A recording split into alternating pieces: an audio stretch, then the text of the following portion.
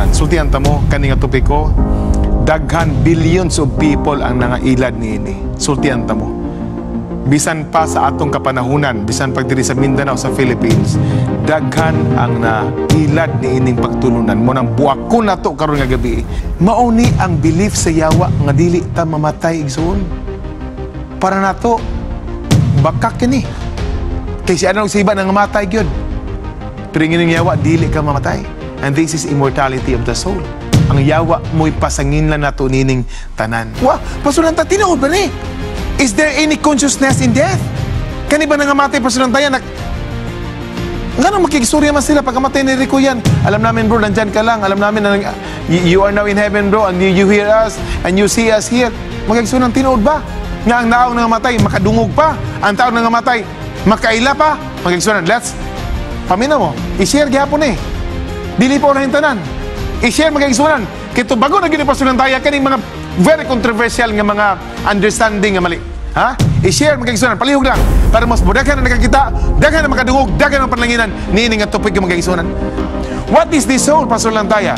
Ang kanibang soul, mao ba ni ang kalag nga dili mamatay? O mamatay ni? Atong tanaw ng Biblia magigisunan kung kinsa o unsang mamatay. Pastor, tinuod ba yun? Nga kung taong mamatay, nagyapon sa afterlife? Sawa pa nibalik si Ginesos? Mag-isunan sultihan ta mo, bisag diri sa Pilipinas, gituhuan. Ang media nag-promote ani mga kaisunan sultihan ta mo. They can talk to the dead person. What really happens sa death? Sultihin ni Pasulantaya karon pinasikat sa balang kasulatan kung unsa gimitabo kung ang tao mapahulay sa kamatayon.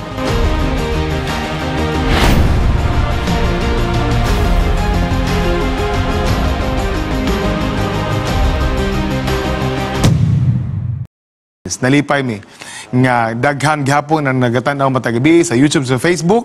Magkaigsunan hangyuon ta mo. Mas daghan ang tanaw karon tungod kay Wednesday kanang i-push ang share nga button diya kay parang ang inyong mga higala nga naa sa laing lugar nga inyong kauban sa Facebook bisag dili sila tumuto makailas lang magkaigsunan o makadungog sila niining atong pagsibya karon. Palihog lang para mas mudaghan pa atong mga views, i-share kining ato ang pagwali karon. Just post the share magaisunan sa inyong Facebook o sa inyo bakang YouTube o sa inyo mga computers, mga laptop, palihog magaisunan para daghan pa kay makasabot nining importante kay nga topiko nga very controversial magaisunan nga naa karon atong tunan. Sultihan ta mo kani nga topiko, daghan billions of people ang nangailad niini. Sultihan ta mo.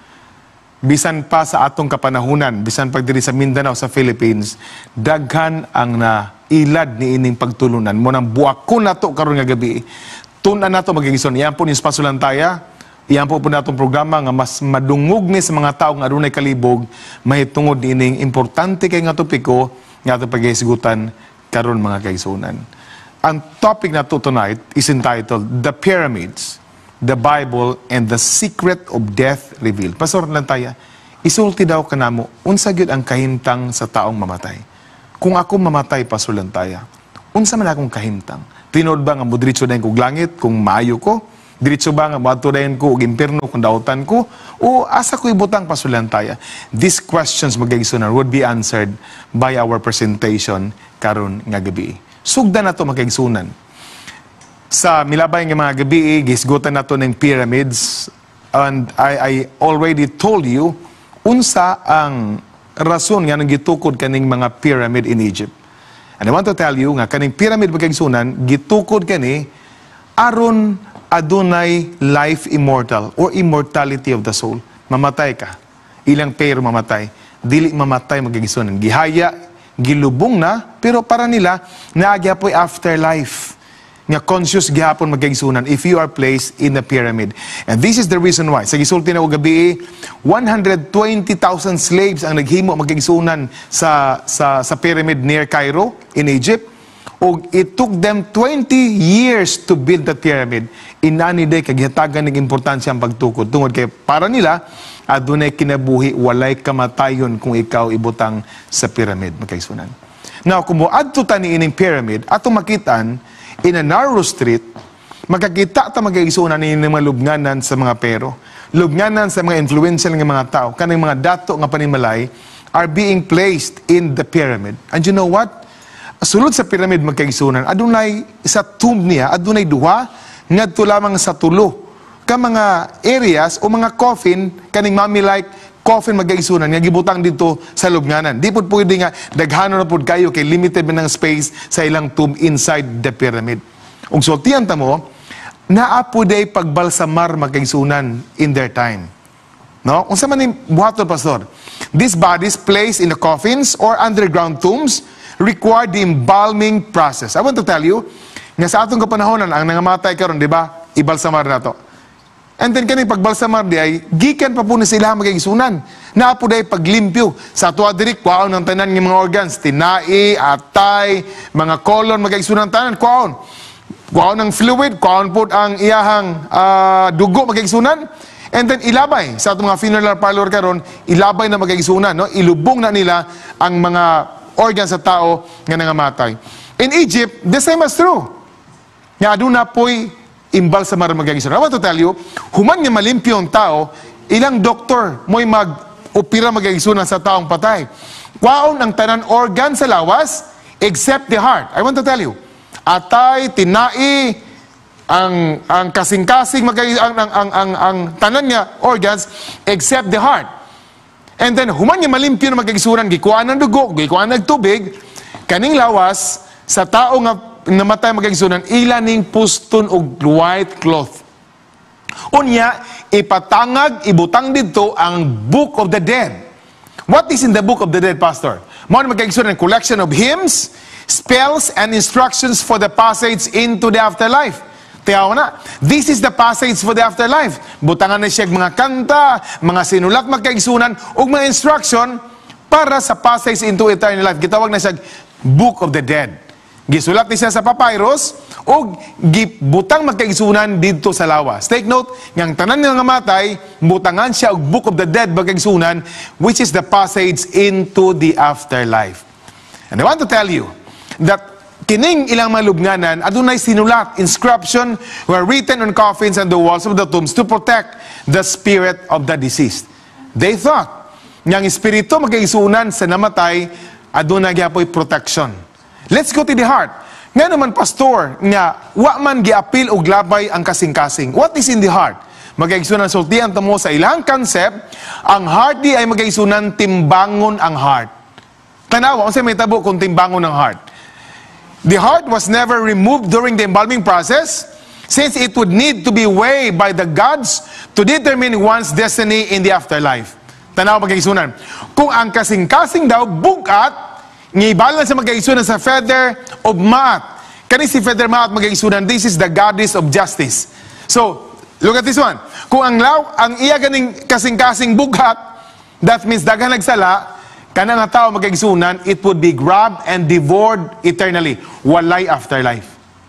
Pero kung panalitan gani, mas bugat ang iyang maayong ginihimo, sa iyang kinabuhi karong magkaigsunan, kanang tawahan na would experience life after death. And this is now the weighing of the heart.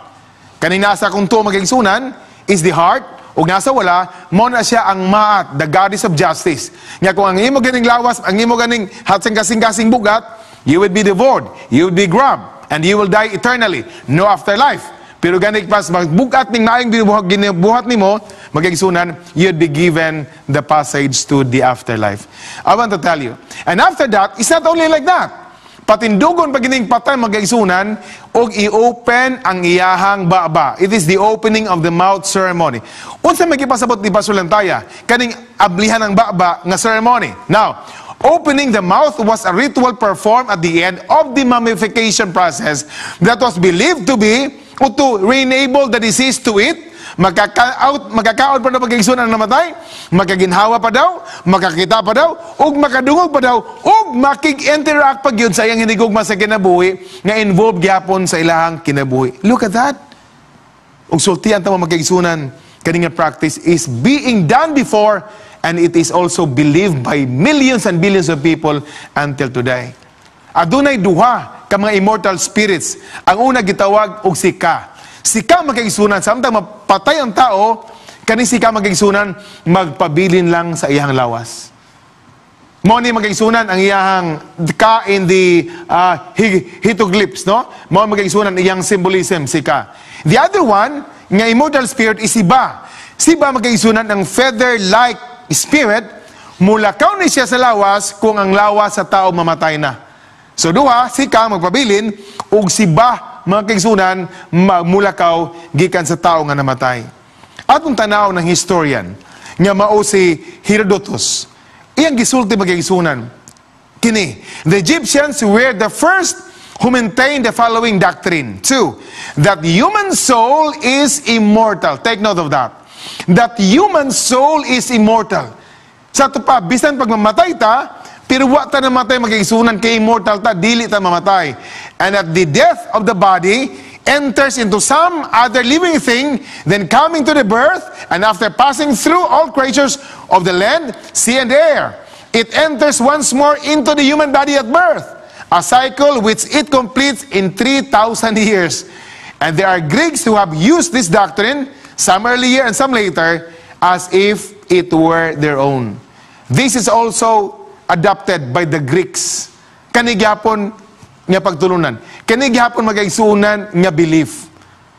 Pero ningon sila, nagsugod yun ni sa Egyptian culture. Egyptian belief. And I want to tell you, kani nga mga pangutana atong tubagon karon. Pastor, tinuod ba yun? Nga kung taong mamatay, nagyapon sa afterlife? Sa wa panibalik si Ginisos? Magaigsunan sultian ta mo, bisag diri sa Pilipinas, gituhuan eh. Ang media nag-promote ani mga kaigsunan sultian ta mo.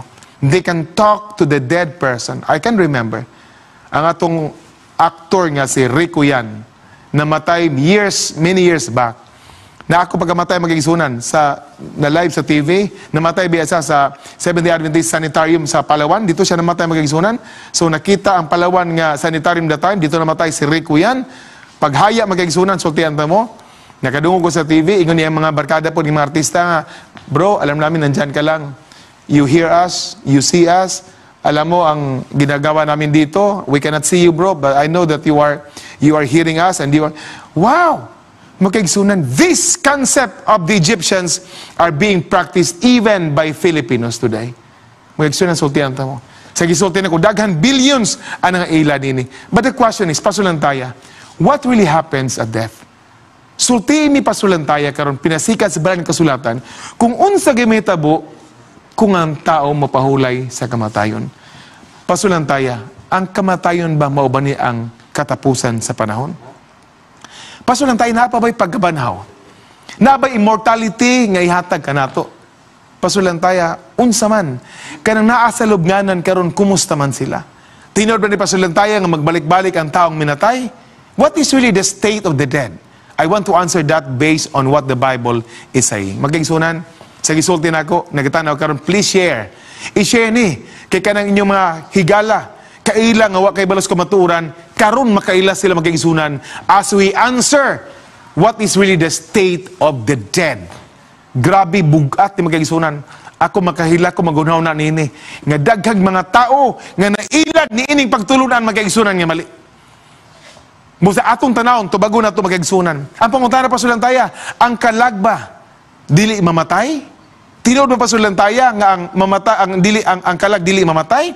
Unsa man ni kalag pasulantaya? Ato nang tubago na ito magkaigsunan. Pasulantaya, tinod ba ni kung ang taong mamatay nga dautan mo diretso sa impyerno? O kung ang tao maayo mo diretso sa langit? Magkaigsunan, nakinomdom ko. Nga dito sa Davao, diya sa Samal Island, na-crash ang Air Philippines years back. Murag naglayman pa ko mag-igsunan. I think that was in 2001 or what, 2002. Naglayman ko mag-igsunan. Sa isinta ka buok, gibutang nga patay dito sa Angel Funeral Homes. Diya mag-igsunan sa part sa Bahada. Pagsuna ko dito, kaya ako giserbisyon nga patay nga Adventista, piting bahua. Kaya nga naman, nga paigman ang tanan nga nangamatay sa Air Philippines nga tragedy. Diya sa Samal Island. You know what? Pagwali na ako mag-igsunan, human ako gwali, nakadungog po kung nagwali sa pikas, gikan sa dakong iglesia. Igan ang batanon, very young. Isang wabang mo kay balo, magkaisunan. Nagituan na ito kung ang taong mamatay, mudiritso sa langit. Kung ang taong dautan, mudiritso sa impyerno. O kung panalitan ka ni, dautan siya niya maayo, unyang iyang ka maayo, kaya dautan, nagpantay-pantay magkaisunan, ibutang siya sa purgatorio. Iko, wow, purgatorio. Nakinomdom ka nga, ibutang sa purgatorio magigsunan kay purgahon. Di ba kamo? Inyong mga anak, purgahon, di ba manggawa sa mga bitok? Hindi pa sabot, ibutang ka sa purgatorio, hinluan sa ka, usa ka dadaon sa langit. Magigsunan, tinuod ba ni?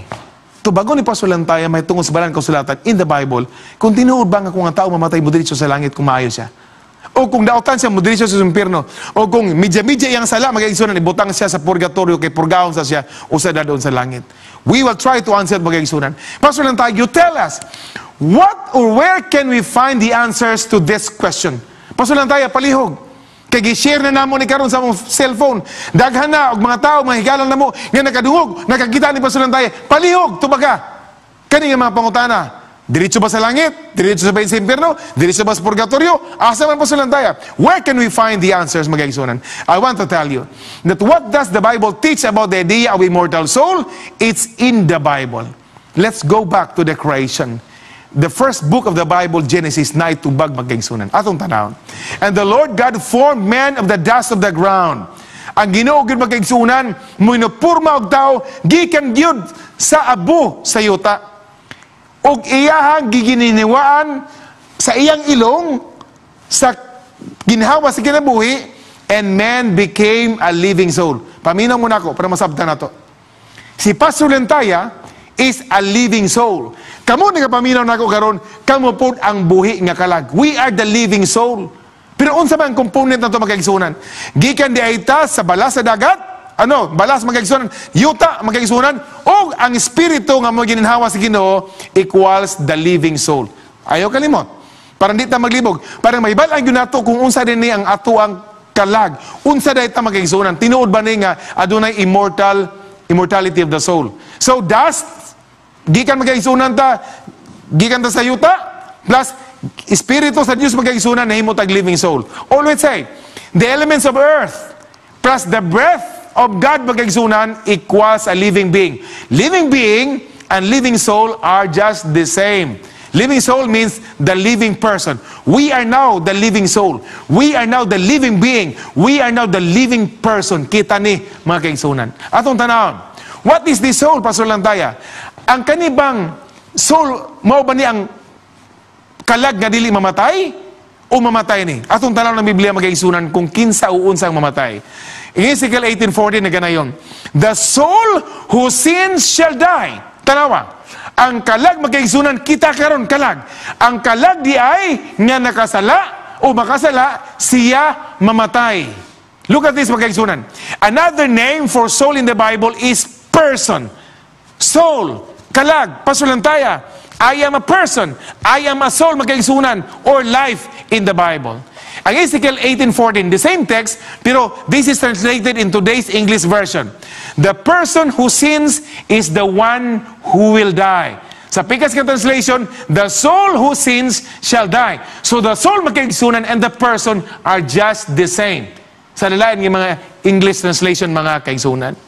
There is no such thing in the Bible as an immortal soul, or only God is immortal. I want to tell you, you can never read in the Bible, from the first page to the last page of the Bible, nga makabasa ka magkaigsunan og immortal soul. You can never find it.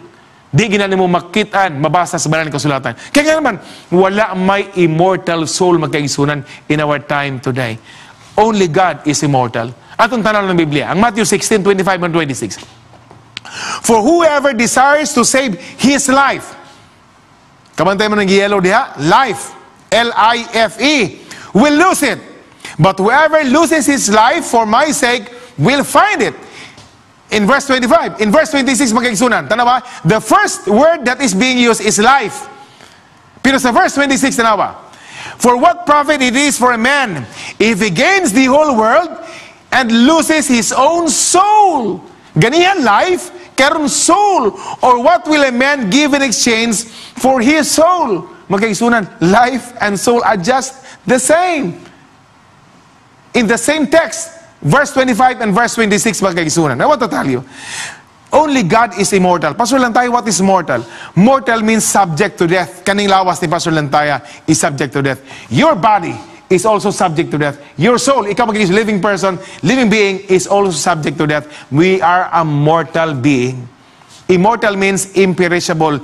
dili mamatay. The Bible never uses the term immortal soul or immortality of the soul. Sa akong gisulti ganiha. 1 Timothy 1:17. Now to the king. Kinsa naman ang immortal magkaigsunan? I-prove ba nako nga adunay usa ka immortal. Now to the king eternal, immortal. Kinsa man magkaigsunan? It is Jesus Christ, invisible. To God who alone is wise, be glory, be honor and glory forever and ever. Amen. He who is blessed and only potentate, the kings of kings and the Lord of lords, who alone has immortality, dwelling in approachable light. I want to tell you tonight that we are not immortal being today. We are mortal. We are subject to die. And God alone has the immortality. Let's go to the pagan belief. Ato ta sa pagan magayson. A Greek philosopher magaysunan taught that the soul is immortal. You see that? Sa gisulti nako ato pipila ka mga gabi the first night. Kaning Egyptians nga culture nga concept of death, dili sila nagmugna nini ang yawa. Pagsulti niya Ginoo nga dili ka mo kumaon sa sa bunga sa kahoy nga nasto nga tunga diha sa tanaman kaysa parang nga mukaon kamo mga matay. Pero ang yawa ningon dili ka mamatay. Mauni ang belief sa yawa nga dili ta mamatay igsoon. Para nato bakak kini. Kaysa anong sa iba nang mamatay gyud. Pero ang yawa dili ka mamatay. And this is immortality of the soul. Ang yawa mo'y pasangin lang nato nining tanan. Let's go to Strabo. Usa magkaigsunan ka writer. They invent fables also after the manner of Plato on the immortality of the soul and on the punishment of Hades. Tanawara? Magkaigsunan, gipanis na dito sa lugnanan and other things of this kind. But I like Justin Martyr in AD 100 to 165. I like what he says. He said, if you have fallen in some who are called Christians but do not admit this truth of resurrection and venture to blaspheme the God of Abraham, the God of Isaac, and the God of Jacob, who say there is no resurrection of the dead and that their souls, when they die, are taken to heaven, do not imagine that they are Christians. I like this one. I like Justin Martyr's statement. He believes on the resurrection. Uwasa nito nga kung taong mamatay, muritso rin ka ngadto sa langit. Magkaigsunan, the Bible teaches death is like a sleep. The believer who dies is as secure as if he were sleeping in the arms of Jesus. I want to tell you, na ako'y suod nga higala magkaigsunan nga si Sir Joseph Basa. I don't know kung namina o mga Basa family karon. He was operated with brain operation. Kaya naay nitubo sa iyang brain and then napirahan sa magkaigsunan. Very close na mo. Gitawagan mi ni Mrs. Kay morag early morning iyang operation. We went to San Pedro Hospital nga dito siya operahan mga kaigsunan. I want to tell you, nagampo mi sa kwarto, niabot naging panahon nga amo siyang i-push padulong sa OR for his operation. So ako mga kaigsunan, nitabang pong push and the last person ngayon nakita ako.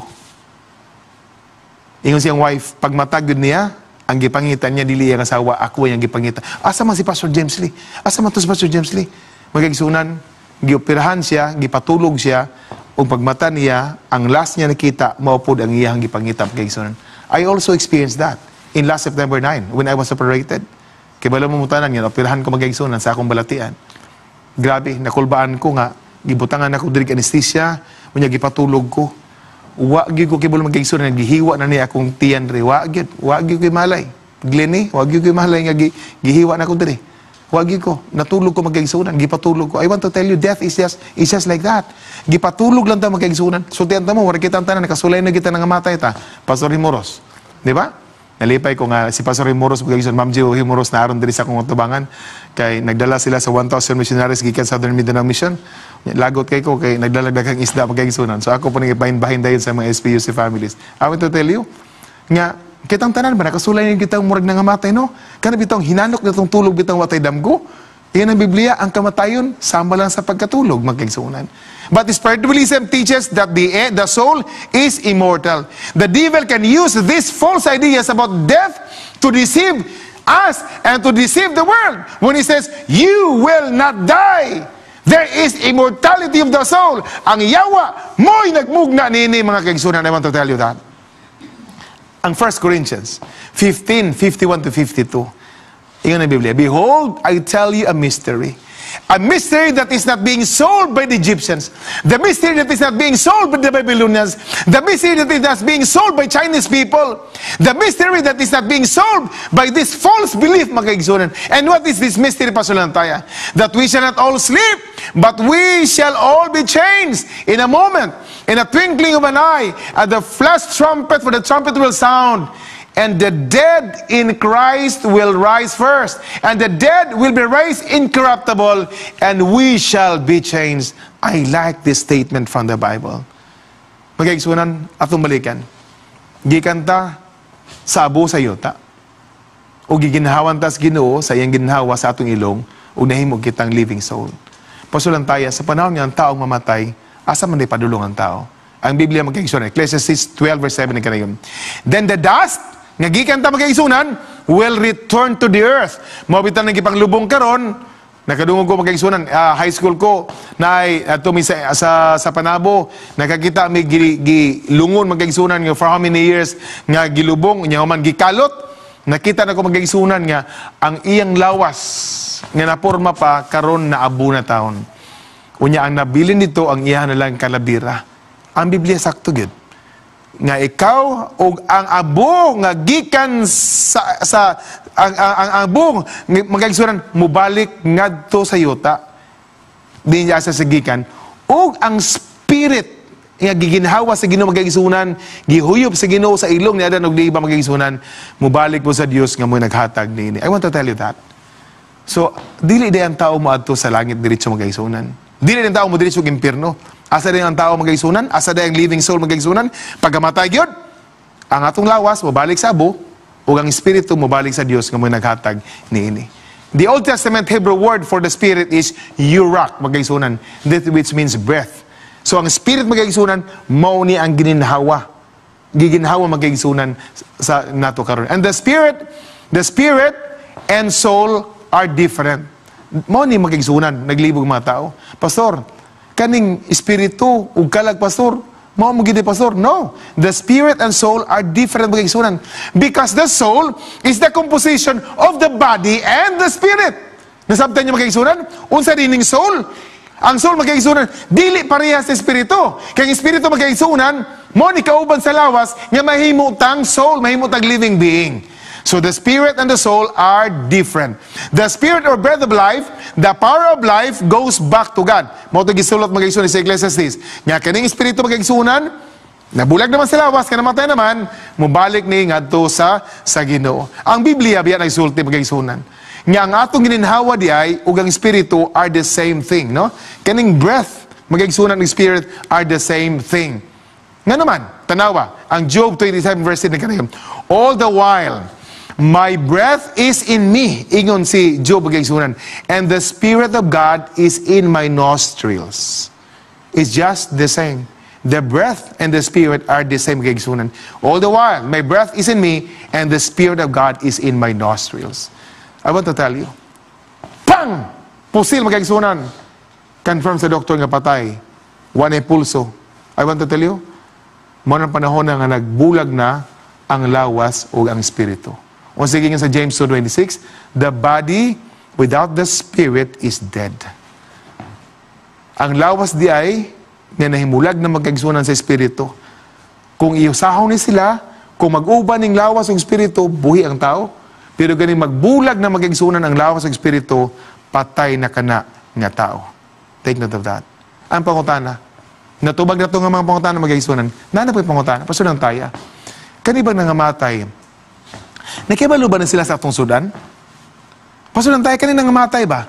Nakibalo ba na sila? Pasulan tayo kung ako, mamatay akong bana, o niya magminyo ko, makibalo siya nga nagminyo ko? Kalain na po pasulan tayo nga magdulog-dulog kung bago nga bana, o niya akong asawa, akong bana nakakita sa kuwa, pasulan tayo, tinood ba ni? Is there any consciousness in death? Kani ba nangamatay pasulan tayo, Ganun makikisurya man sila pagkamatay ni Rico yan. Alam namin bro, nandyan ka lang. Alam namin na you are now in heaven bro and you hear us and you see us here. Magkaigsunan, tinuod ba? Nga ang naong nangamatay, makadungog pa. Ang taong nangamatay, makaila pa. Magkaigsunan, let's, paminaw mo, i-share gihapon Dili pa unahin tanan. I-share magkaigsunan. Kito bago na ginipasunan tayo, kaning mga very controversial nga mga understanding nga mali. Ha? I-share magkaigsunan, palihog lang. Para mas budagan na nakakita, dagan na makadungog, dagan na panlanginan, niining at tupig yung magkaigsunan. Paso lang tayo. Kung mamatay, makaiba na pa ba siya kung sa sudan na to? Makaiba pa ba siya wala tayo kwarta, wala tayo bayad sa tuition? Mag-uol siya. Samtang namatay na siya, mag-uol pag siya, ngaway kabayad yung bana, yung asawa sa tuition sa iyang anak. Is there any consciousness in death? Let's solve that problem in Psalms 14, 146 verse 4. Ingang magigsunan. His breath goeth forth. Di ba nagbulag na sa lawas? So yung ginhawa ng Espiritu, nihawa na. He returneth to his earth. In that very day, his thoughts perish. Napa ba yung naon? Wala na magkaigsunan. Wala na siya yung nahuna sa panahon niya nagbulag na ang lawas o Espiritu.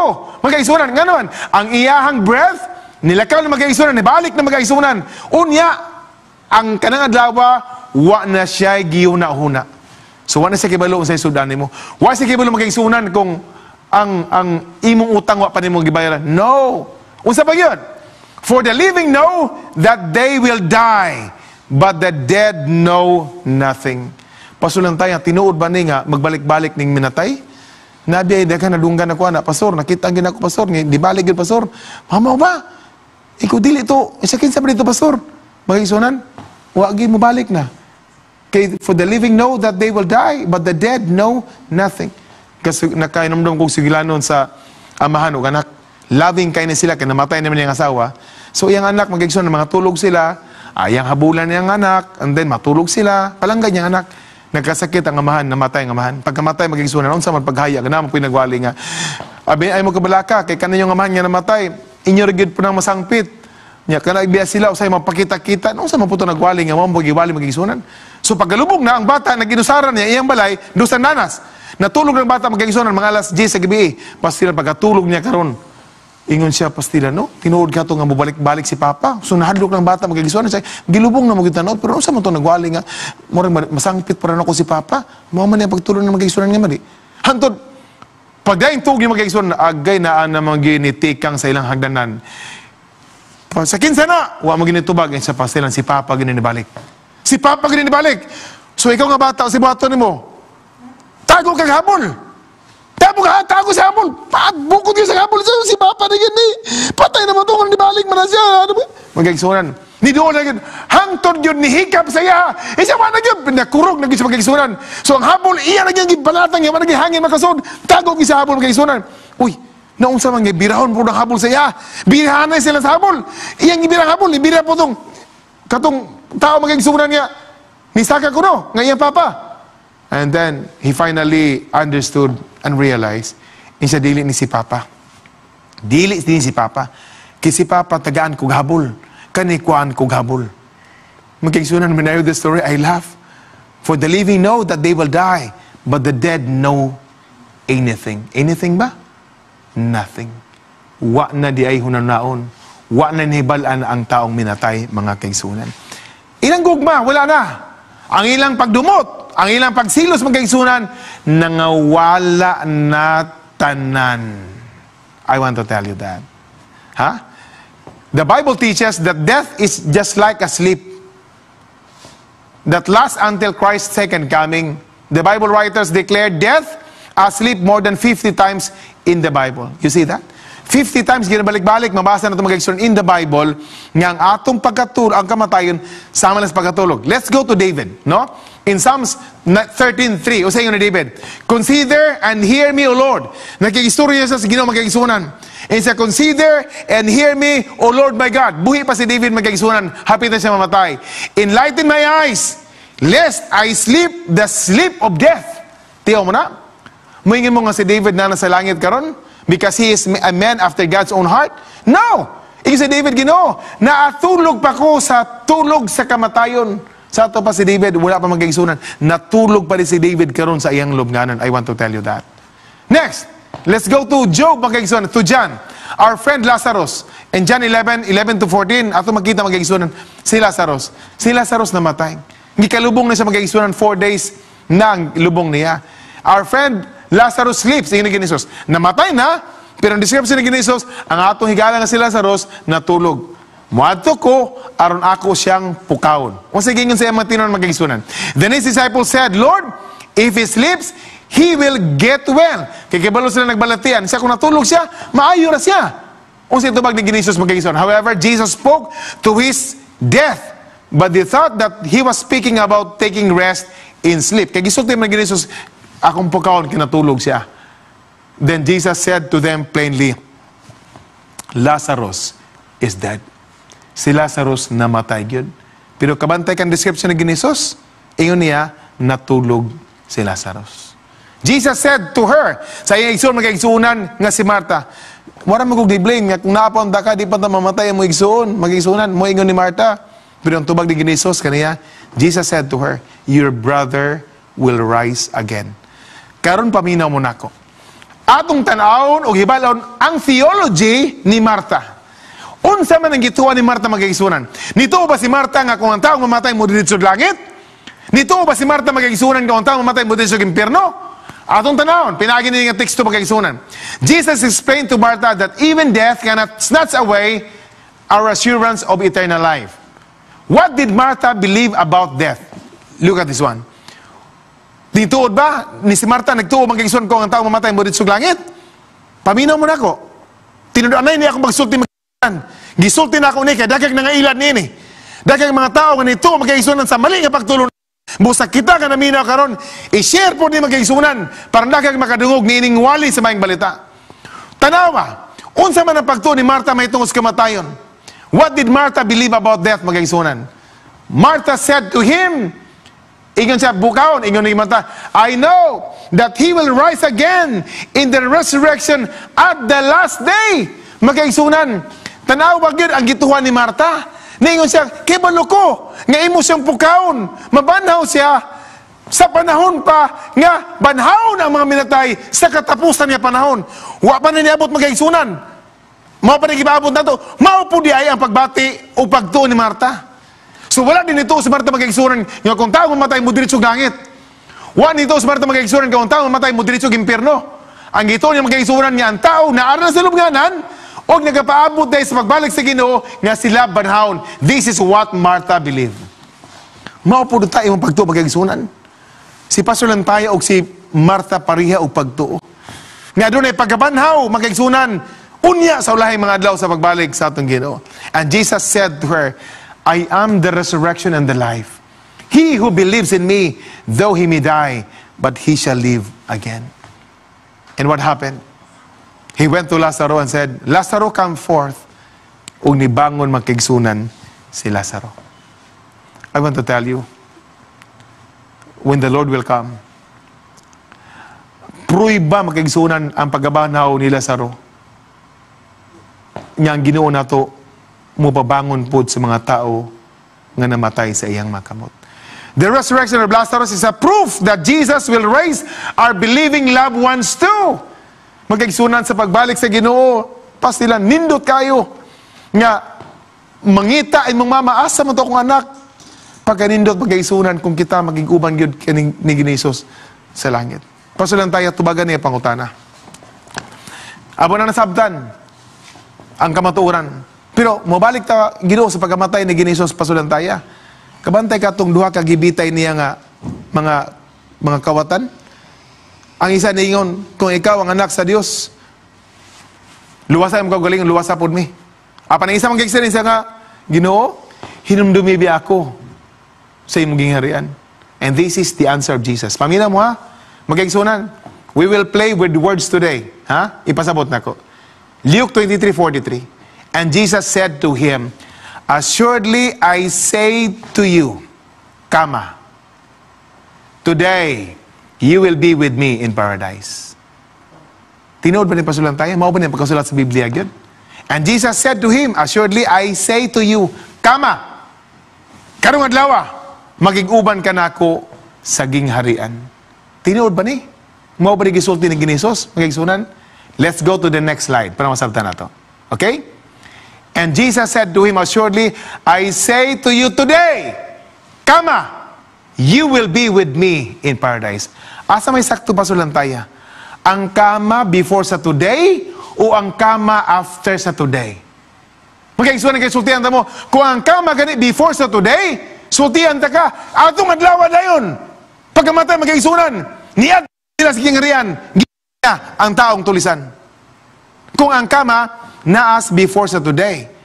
Pero bang kaigsunan, kung ang kama gani after sa today, I say to you today, para ni magkaigsunan, isultihan ta kakarong adlaw. Sultihan ta kakarong adlaw. Karong adlaw ang gilansang ko. Karong adlaw nga gitusok akong lawas. Karong adlaw nga gilansang gibitay ko. Karong adlaw nga gibukusan ang akong ulo. Nining tunok nga corona. Karong adlaw nga nagiguban ka nimo. Nga kitang tulog ipambitay. Karong adlaw isulti nako nga magiguban ka nako diha sa paraiso. Magkaigsunan, I want to tell you that this now, kani-kani nga slide, this is the original arrangement of Luke 23 verse 43. Nga ang today magkaigsunan, once of today na ay kama.